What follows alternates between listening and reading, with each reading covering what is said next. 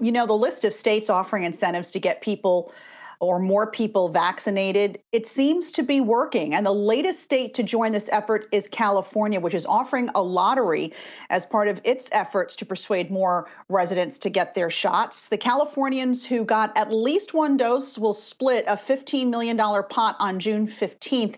Vaccinated Californians will also be automatically entered for chances to win $50,000, with 15 winners drawn in early June. Joining us now is Dr. James Simmons, Hospitalist Nurse Practitioner in Los Angeles. Doctor, thanks so much for being with us. I'm curious to get your take on these creative ways that states are coming up with trying to persuade people to finally get vaccinated.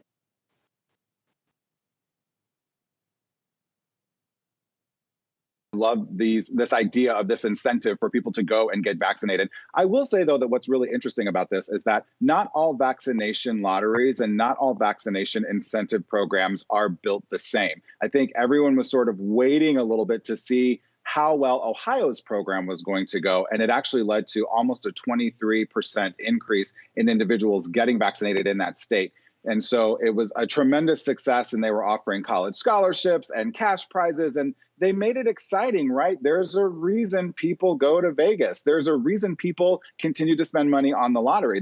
There's a reason people continue to invest in the stock market, right? There's something exciting about these things that happens. And I think when we tap into that from an emotional standpoint, when we tap into that from a psychological standpoint, it can really encourage people to do these. Now, some of the other vaccine incentive programs seem to not be working as well, but I will say that in California, 10 people winning $1.5 million and then their $50,000 Fridays is going to be a huge incentive in a state that is already doing very, very well with vaccines. So then should we essentially have every state around the country be offering some sort of incentive? It looks like the lottery ones are probably the best. I probably would go for one of those. Some of them are offering like fishing licenses. That seems a little bit lame compared to what Ohio has been doing. But really, just as a public health policy, is this really something that should be adopted across the board by all states in the country to really get all Americans, all American adults, I should say, vaccinated?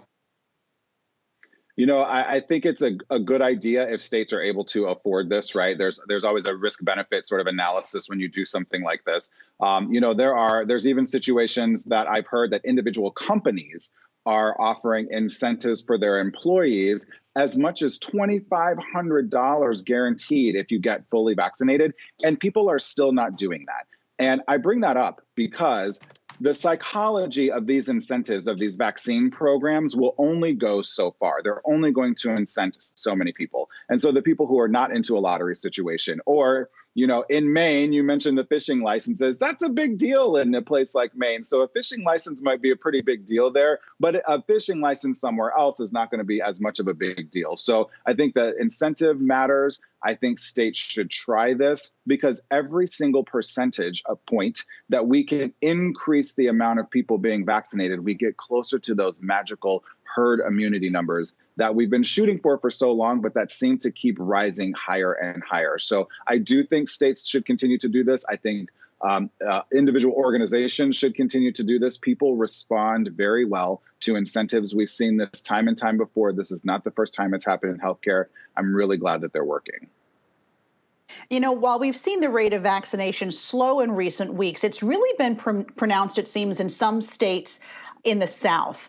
Do we risk, if this continues, seeing another wave of the virus, perhaps with different mutations over the summer when more people are going to be gathering and COVID restrictions have been relaxed in so many states?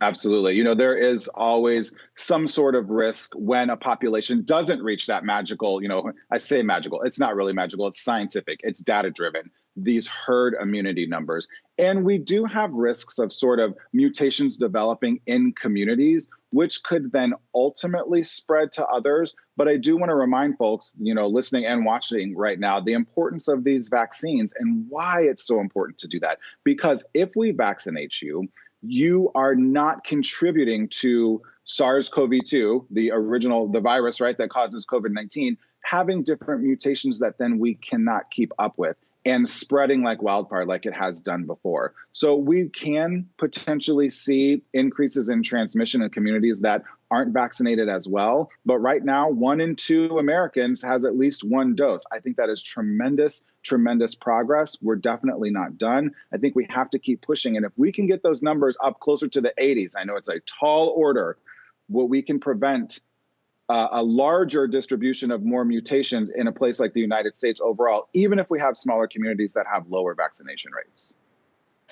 So speaking about that herd immunity, that 80% figure that everyone's been talking about, so many people have said we're never going to get to herd immunity in the United States. I guess the question is that such a big deal? Is that so terrible if we don't hit that figure? Can life still go on?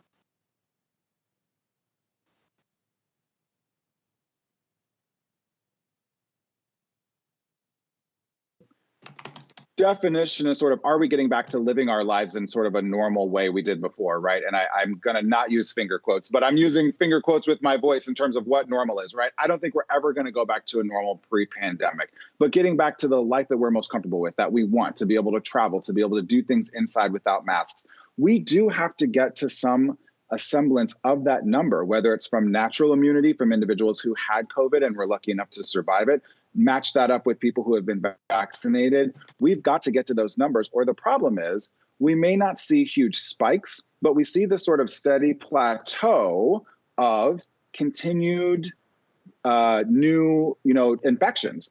And those infections are going to continue to infect people until we get to this point where everyone has either had COVID or had a vaccine. And that's not what we want, right? We don't want thousands more people getting COVID. That's the entire point. So, getting back to this normal life that we all want, I think we do have to get really close to those numbers, or at least try to get to those numbers. And if we do, here's the thing that I want everyone to know. If we get to that data-driven, scientific, around 80%-ish herd immunity number, this virus starts to go away.